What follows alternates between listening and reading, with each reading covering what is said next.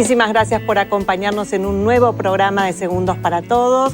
Hoy frente a una realidad como es vivienda. Buenas noches, Juanse, ¿cómo estás? ¿Cómo estás, Paula? Y sí, creo que lo más importante, ¿no?, para una sociedad, volver a casa. Si no volvés a casa, como que no te podés ni siquiera desarrollar. Es el espacio vital donde uno tiene sus lazos afectivos, donde tenés tu dignidad. Absolutamente, y de esto vamos a hablar y presentamos una historia de vida. Teresa, de la zona de Benavides, junto a Fundación Sagrada Familia y Cáritas, y su testimonio. Yo vivía en una casillita de madera, aquí en Benavides también, sobre la Ruta 9. Estaba en muy malas condiciones. Yo conocí a la gente de la fundación a través de la parroquia donde trabajaba y junto con Cáritas Nacional, que colaboró, construyeron este barrio. Yo cuando tomé el compromiso les dije que yo iba a cumplir con el pago sin importar cuánto me iba a costar, porque lo que yo quería era que mis hijos tuvieran una vivienda digna y que ellos tengan un lugar donde crecer y estar cómodos, y no que cuando lloviera tuviéramos que estar protegiéndonos o corriéndonos del lugar para que no nos goteara donde estábamos, porque así vivíamos, con un techo que goteaba por todos lados. Pero hoy, gracias a Dios, tenemos un techo seguro, una casa donde mis hijos pueden estar tranquilos y bueno, en la lucha diaria para poder pagar la cuota. Presentamos a nuestros invitados para hablar de este tema tan sensible como lo es el acceso a la vivienda. Está Malena Temerling, de Un Techo, gracias por venir. Raúl Zavalía Lagos, de la Fundación Pro Vivienda Social, gracias, Raúl. Y la licenciada María José Español, de la Fundación Sagrada Familia, gracias por venir.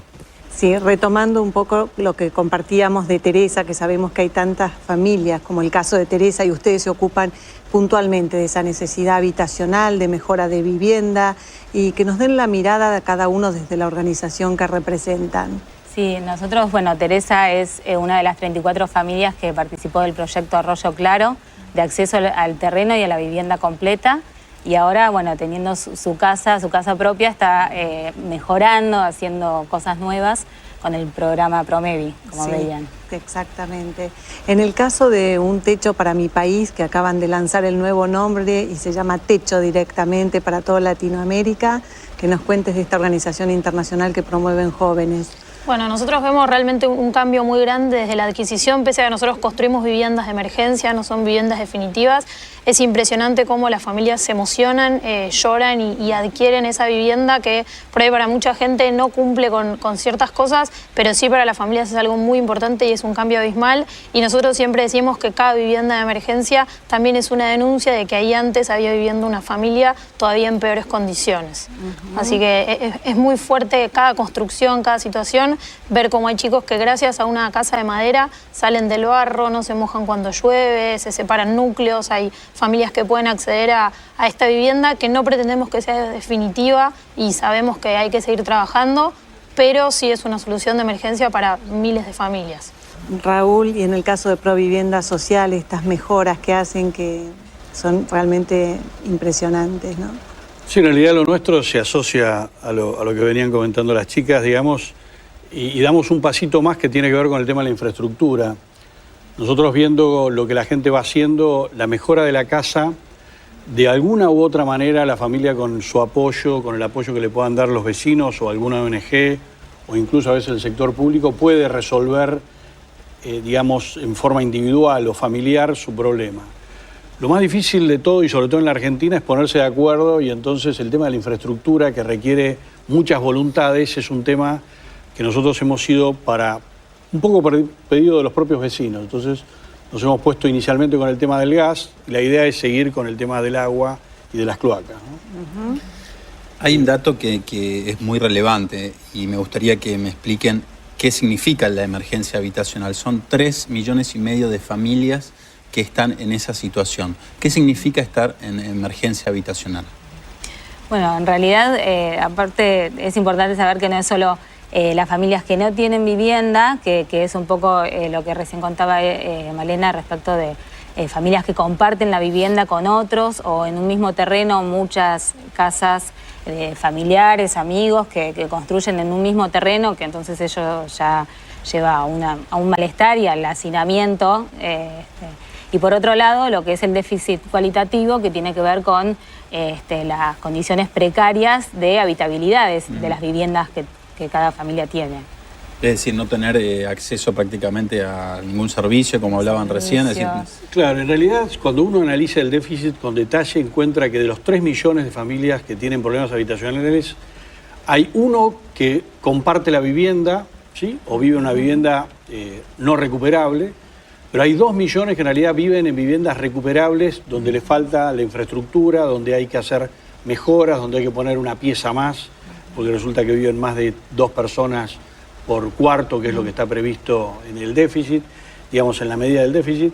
Entonces, en realidad es un problema realmente grande. O sea, 3 de cada 10 argentinos tienen ese problema habitacional y en realidad lo que pasa es que quizás todavía las ideas que tenemos en Argentina respecto de cómo resolver el problema no permiten resolverlo. O sea, hay soluciones que van mucho más allá de hacer casas, que requieren, digamos, la presencia de la ley para regularizar los dominios, que requieren repensar el sistema de propiedad horizontal para familias pobres. Pensamos que lo único que hay que hacer es seguir plantando casas. Y a veces ese problema, digamos, se resuelve una parte y genera otro, porque genera el problema, por ejemplo, de que las familias pobres van a parar a barrios muy alejados de sus centros urbanos, a lugares donde no hay infraestructura.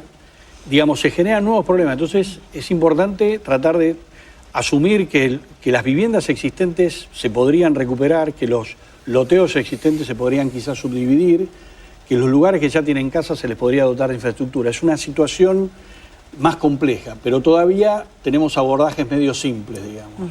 ¿Cómo llegan las familias a ustedes? ¿Cómo se contactan con las organizaciones sociales? ¿La modalidad que tienen ustedes de entablar este vínculo? Bueno, nosotros justo el año pasado hicimos un relevamiento de asentamientos y varias de las cosas que comentaba recién Raúl nosotros las vimos. Solo en el aglomerado del Gran Buenos Aires, en los 24 partidos, nosotros identificamos 864 asentamientos. Eso es lo que hoy en día nos sirve para empezar a trabajar. Ya sabemos dónde están, tenemos referentes, conocemos las organizaciones que están trabajando ahí y sobre todo empezamos a ver que la realidad de la vivienda y el déficit habitacional va mucho más allá de la construcción de viviendas, como comentaba recién. Y hoy en día en el conurbano bonaerense hay vecinos que constantemente están invirtiendo en los barrios, están urbanizando espontáneamente, están trabajando y muchas veces parece que la voluntad estatal es buscar erradicar esos asentamientos, realojarlos en otro lugar cuando hay un montón de trabajo realizado y muchos vecinos dispuestos a organizarse y a trabajar. Y nosotros lo que sí vemos es la importancia de empezar a tomar la problemática como una problemática comunitaria y no individual. Claro. Uno puede construir viviendas de emergencia individualmente, pero nosotros también identificamos que después hay que empezar a trabajar en todo lo que es desarrollo comunitario para fortalecer estos vínculos, porque las familias más pobres lo que más tienen son los vínculos con sus vecinos. Muchas veces no se dan cuenta y hace falta trabajar para que ellos lo empiecen a valorar, pero esa es la fortaleza que tienen. Si empezamos a buscar soluciones aisladas, le sacamos casi lo más importante con lo que cuentan. Antes de pasar al informe con los datos pesados, ¿no? que grafica un poco la realidad, porque hay un entramado enorme, ¿no? Están los asentamientos, las villas, las pensiones, o sea, distintas modalidades, digamos, de cómo vivir. ¿Qué es lo que me da cuando yo entro a mi casa, ¿no? Yo hablé de dignidad, pero ¿qué otros factores están en juego que son claves para esa persona y para el desarrollo de toda su vida? Sí, lo que vos planteabas un poco antes también, es el desarrollo de la familia, el crecimiento de la familia. Lo que las familias que han participado en programas de la Fundación, tanto en lo que es mejoramiento de vivienda como en vivienda nueva, lo que más valoran es poder dejarle algo a mis hijos. Esa frase, digamos, y no solamente dejarle algo material, sino es el espacio, el lugar donde crecen juntos, el lugar para el estudio, que sabemos que es muy importante, la vivienda como digamos, factor de movilidad social, ¿no? Poder brindar un espacio para el estudio cómodo de los chicos. Adolescentes que han participado de los proyectos valoran poder invitar amigos a casa, cosas que antes no podían, y quizás en este caso un programa de mejoramiento tenían su vivienda, pero no tenían un espacio o no se sentían cómodos para poder invitar a otros. El espacio vincular, digamos. Sí, lo mismo, recién pensaba también el sentimiento de seguridad que genera el dejar a los chicos en una casa que uno sabe que cuando vuelvan la casa va a estar, y la cantidad de horas que, por ejemplo, un jefe de familia puede salir a trabajar en relación a la seguridad que tiene al volver a la casa, que esa casa va a seguir como estaba. Paola, si te parece, bajemos esto a los datos reales, ¿no? A las cifras, a los datos cuantitativos. Presentamos la primera parte del informe para poder desentramar un poco lo que es la problemática de la vivienda en la Argentina.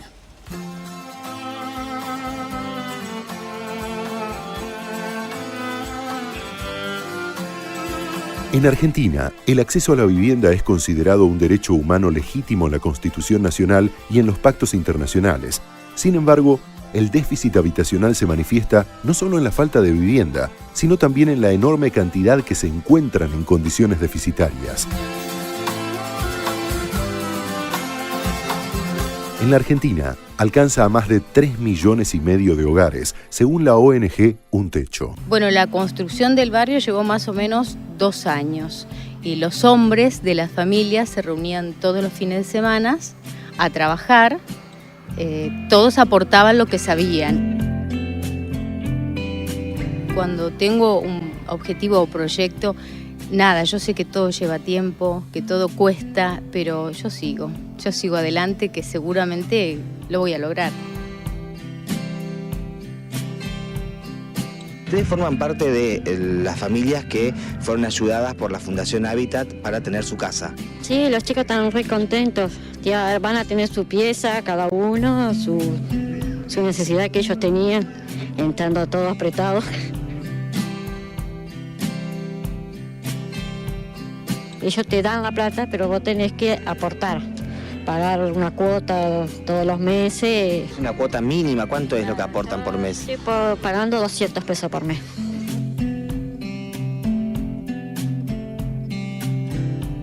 Somos un grupo de distintas clases sociales, económicas y hasta de creencias también, pero nos abocamos en la Ciudad Azul a hacer tareas solidarias con el único fin de solamente de ayudar. Bueno, la sociedad ha creído en este grupo Masa y bueno, pedimos y aparecen, es mágico, pero bueno, es real.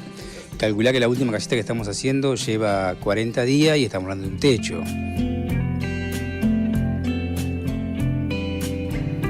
Nosotros lo que necesitamos es gente con ganas, con empuje, con fe, con confianza, ¿sí? Transparentes, que sientan que este grupo, que lo que hacemos es por amor.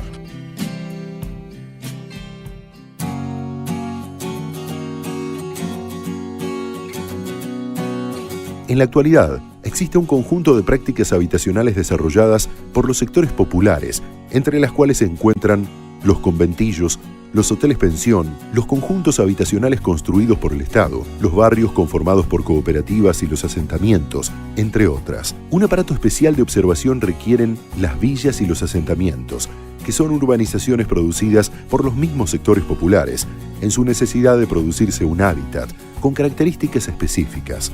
No cuentan con acceso regular a al menos uno de los servicios básicos: agua potable, luz eléctrica o alcantarillado público. Mucha felicidad por mis hijos, porque yo siempre dije, esto es para ellos.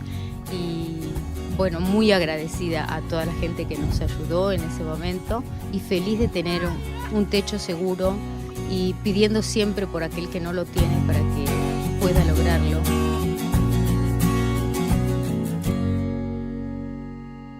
Y en este pensar de la casa, del techo, ¿qué significa para la familia, ¿no? El lugar específico que tiene como en su vida.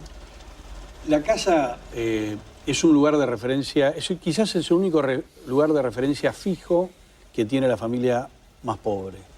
Pensemos que muchas de estas familias, sus integrantes trabajan en el mercado informal, no tienen un recibo de sueldo, forman parte del 40% de la población económicamente activa que es asalariado y sin embargo no tiene un recibo de sueldo. O sea que su estabilidad laboral es muy frágil porque no tiene una contención. Y esa es la familia que quizás su casa es ese punto de referencia que permite no solamente, digamos, habitar juntos, sino, como decían recién, estudiar los chicos, resolver el tema de, digamos, tener un lugar, un cobijo para el tema de la salud, etcétera. Entonces, es el único patrimonio que tiene la familia más pobre. O sea, significa muchísimo más que lo que por ahí significa para la clase media o gente que tiene más recursos, donde quizás hay otros bienes o otras situaciones que le generan esa contención y esa seguridad. Por eso también la gente lo utiliza eso como su mecanismo de, digamos, de ahorro y vuelca ahí todos los recursos disponibles para poder ir mejorando en el tiempo su casa. ¿Qué rol juegan los microcréditos, ¿no? Porque hay que entender que este es un trabajo en conjunto entre la organización social, entre las familias, y no es asistencialismo de que ahí se le donó todo para su casa. Sí, nosotros el programa en el que Teresa ahora está participando, que es el ejemplo o una de las familias que puede representar alguna de estas situaciones, es el ProMevi, que es un programa de mejoramiento de vivienda a través de microcréditos, de manera grupal también, porque es importante lo que hablábamos antes en relación a que nosotros desde la Fundación no trabajamos con soluciones individuales, sino siempre de manera grupal, aunque sean estos microcréditos que son grupos chiquitos de 3 o 4 familias que pueden acceder al crédito para mejorar su vivienda, pero también al asesoramiento técnico de arquitectos que de manera voluntaria los acompañan y los asesoran con las mejoras que quieren hacer. Y bueno, y esto permite acompañar esto que tiene que ver con ir mejorando las viviendas, estos 2 millones de viviendas que son recuperables. El tema del crédito también tiene un efecto muy importante, no solamente desde el punto de vista económico. O sea, la cuestión económica es clave, estas familias no acceden normalmente a un crédito o acceden a créditos muy caros para comprar bienes básicos como las zapatillas o la cocina. Y los microcréditos, que es un crédito basado justamente en la confianza a través de grupos solidarios, permiten que la gente se sienta reconocida como persona. Porque hay gente que no tiene papeles y entonces lo único que puede brindar como garantía es la confianza de 4 personas que son sus amigos, sus compañeros de trabajo o sus vecinos, que son cogarantes. Y la verdad es que la experiencia es muy interesante porque mucha gente reconoce en los microcréditos la posibilidad de sentirse parte de la sociedad, porque alguien le brindó confianza y le prestó dinero sin conocerlo. Y eso creo que tiene un efecto mucho más importante en las personas que solamente el efecto económico, que tiene importancia porque van mejorando sus casas. Preguntarles acerca de este fenómeno en la Argentina, de los asentamientos, de las villas, que en los últimos 15 años, no es nada en el tiempo, se han quintuplicado prácticamente. O sea, por todos lados se abren asentamientos, son, no diría nuevas formas de vida, pero sí reflejan una realidad social bastante triste, digamos, ¿no? ¿Cómo se llega a eso y cómo se revierte esta situación para ir dignificando todo eso hacia los servicios, básicamente? Bueno, el tema de los asentamientos es un tema que tiene mucho que ver, en la provincia de Buenos Aires tiene mucho que ver con que en el año 76 se dejaron de producir lotes urbanos y no se buscó ningún mecanismo adecuado para subdividir los lotes existentes. Entonces se generó una presión muy alta sobre los lotes existentes y entonces hoy la gente no accede porque los lotes son carísimos. La dificultad del acceso al suelo, digamos, y al suelo servido, que es también lo que planteaba antes en relación a los servicios.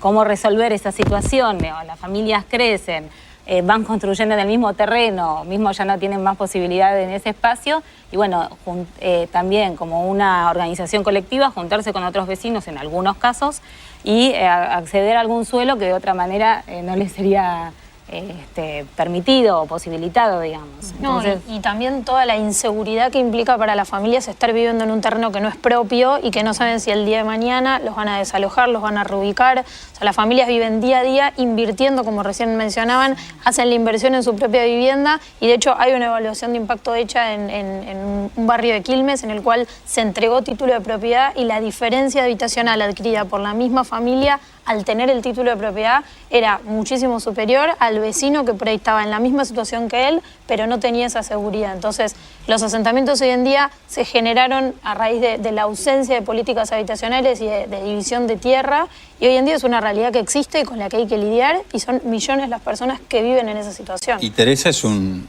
bueno, volviendo a Teresa, ¿no? Porque ella lo logró. Teresa lo logró. Teresa es de una fuerza y de unas ganas de salir adelante y sabemos que es la vocera de muchas familias. Seguimos compartiendo este informe.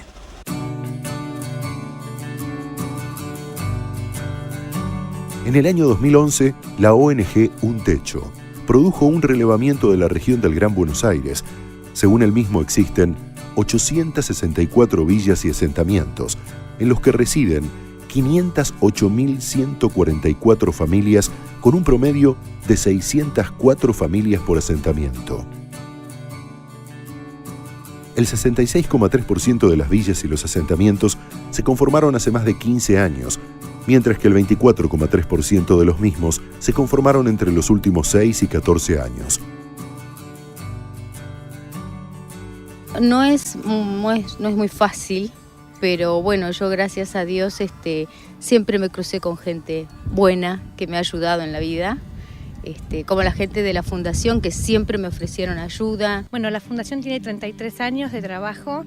Nuestra misión es buscar el crecimiento y el fortalecimiento de las familias y de las personas a través de programas y de proyectos que facilitan el acceso a una vivienda adecuada. El PROMEVI puntualmente es un programa de mejoramiento para la vivienda. Lo que brinda la Fundación es la asistencia financiera con el acompañamiento de un trabajador social y un arquitecto que acompaña a la familia en este proceso gradual de mejorar su casa.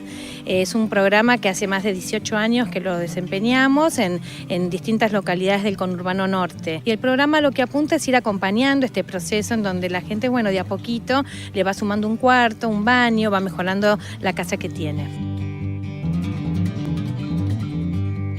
Dentro de lo que es techo, buscamos generar un desarrollo comunitario dentro de lo que es los barrios, la construcción de vivienda de emergencia y la implementación de planes de habilitación social. Ya vamos construyendo 169 viviendas.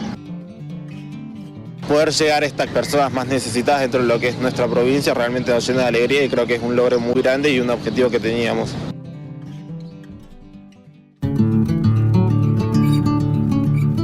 El punto central es entender que un techo es más que una casa, es un hogar, es autoestima, pertenencia, seguridad y dignidad.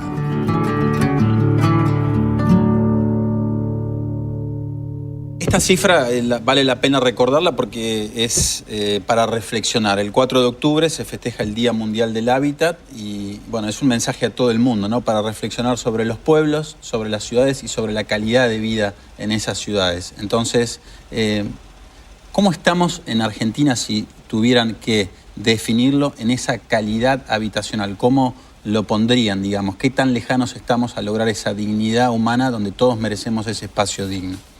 Mucha gente está trabajando y tomando el tema, pero bueno, queda mucho por hacer porque aparte lo que es el trabajo en vivienda y en hábitat es de mucha inversión, digamos, no es algo para trabajar tan sencillamente, sino que, digamos, de mucha planificación, de mucho trabajo. Entonces, por un lado, a veces es difícil acompañar esos procesos y bueno, si bien hay mucho haciéndose, hay mucho más por trabajar y seguir creciendo, creo. Creo que tenemos una deuda social importante.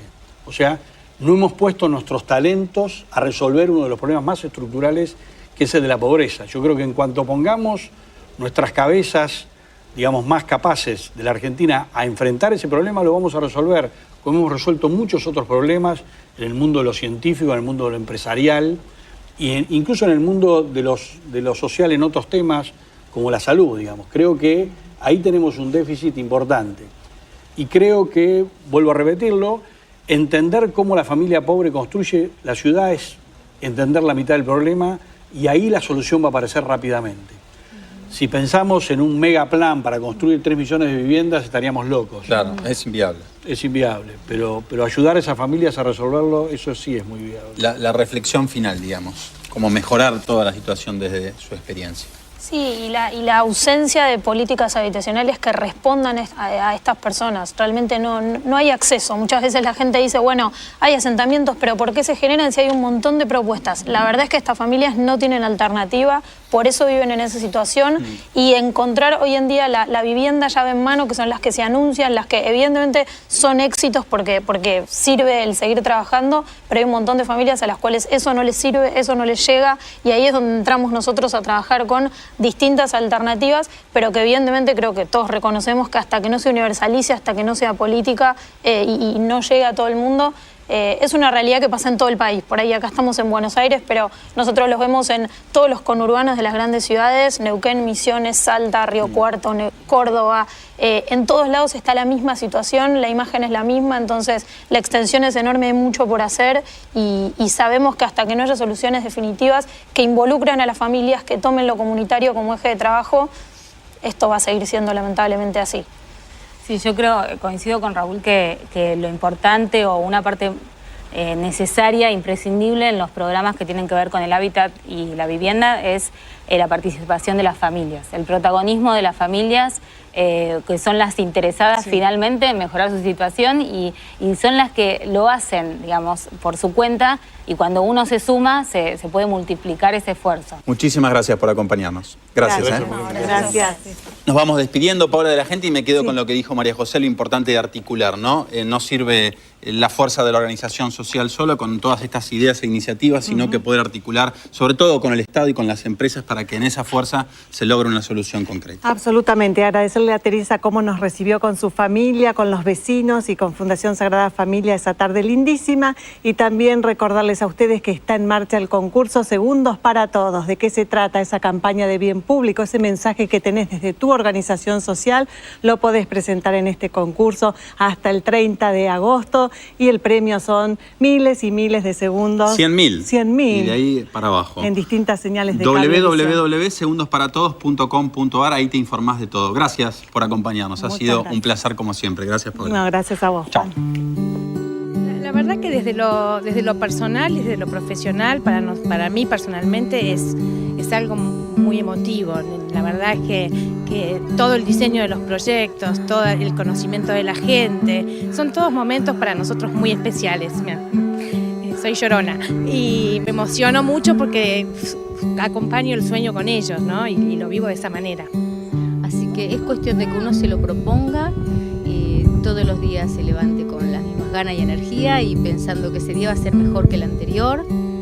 Y se puede, todo se puede. Si uno con esfuerzo, con mucho esfuerzo, se logra lo que uno